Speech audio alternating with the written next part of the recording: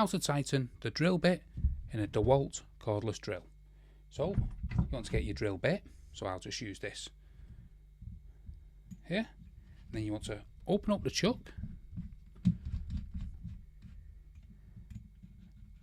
till your drill bit goes in, tighten it, so this is towards you, and then what you need to do, what a lot of people do, is hold the drill here, put it in reverse and pump the trigger. However, the best thing to do is put it down on a work surface, hold the top like this, then hold the chuck, not this section here, the sleeve, this, just this end bit here, this is the chuck, get it and tighten it towards you. And then that is how you successfully tighten the drill bit into a DeWALT cordless drill. Hopefully you found that video helpful.